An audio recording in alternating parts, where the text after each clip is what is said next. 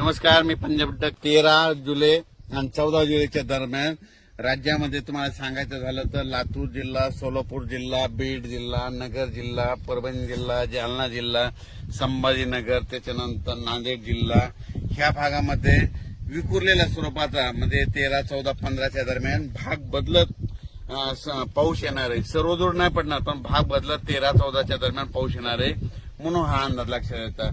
सांगायचं झालं तर राज्यात म्हणजे पूर्व विदर्भामध्ये नागपूर, वर्धा, भंडारा या गोंदिया या पट्ट्यामध्ये आणखीन 2-3 दिवस तिकडल्या भागात पाऊस राहील. पण राज्यात मात्र सर्वदूरचा सध्या तरी पाऊस नाही. पण राज्यात मग तुम्हाला एक सांगू इच्छितो की राज्यामध्ये सध्या तरी विखुरलेल्या स्वरूपाचा भाग बदलत जिथं पडला तिथं अर्ध्या तासाचा, 1 तासाचा, 20 मिनिटाचा, 10 मिनिटाचा असा पाऊस पडणार आहे म्हणून हा अंदाज लक्षात येतात.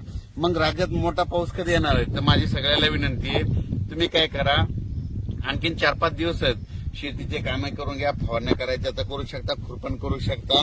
कारण की राज्यामध्ये 17-18च्या नंतर काय होणार आहे, तामिळनाडू, आंध्र प्रदेश आणि कर्नाटक या भागामध्ये आतापर्यंत 1-1.5 महिना झाला पाऊस नाही.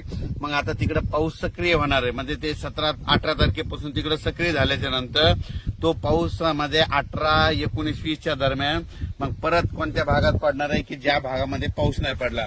मग त्याच्यामध्ये तुम्हाला सांगतो की त्याच्यामध्ये लातूर जिल्हा, धाराशिव जिल्हा, सोलापूर जिल्हा, सांगली, नगर, कडाष्टी, पाटोदा या भागामध्ये मग 18 तारखेच्या नंतर म्हणजे 18 जुलैच्या नंतर परत तिकडल्या भागात दक्षिणेकडे पाऊस सक्रिय होणार आहे म्हणून हा अंदाज लक्षात येतात.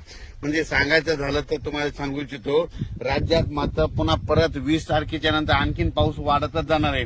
पण 18च्या नंतर काय होणार आहे की जे पट्टा आहे म्हणजे कोणता जे पावसापासून वंचित झालेला आहे, लातूर जिल्हा, बीड जिल्हा, सोलापूर जिल्हा, नगर जिल्ह्याचा काही भाग म्हणजे हे भाग आणि सांगली जतचा काही भाग, पंढरपूर या भागामध्ये तुम्हाला सांगू इच्छितो, तुमच्यासाठी खरंच आनंदाची बातमी, 18 जुलैच्या नंतर तुमच्या इकडे पाऊस चांगला सक्रिय होणार आहे. कारण की काय होणार आहे, कर्नाटक, आंध्र प्रदेश, तामिळनाडू, केरळकडे तिकडे पाऊस सक्रिय होणार असल्यामुळे आता तिकडचा पाऊस आपल्याकडे येणार आहे. त्याच्यामुळे राज्यात 18च्या नंतर आपल्या इकडं दक्षिण भागात महाराष्ट्राच्या दक्षिण महाराष्ट्राकडे पाऊस सुरुवात होईल. 18च्या नंतर तिकडे सुरू होईल. त्याच्यानंतर 19च्या नंतर थोडा पुढे सरकेल, 20ला पूर्ण आणखी पुढे सरकेल. मग 24च्या मग जुलैच्या शेवटच्या आठवड्यात राज्यात मात्र सगळीकडे पाऊस होईल म्हणून हे लक्षात द्यायचं. अचानक वातावरणात बदल झाला तर लगेच एक उद्याच्याला मेसेज दिला जाईल. धन्यवाद.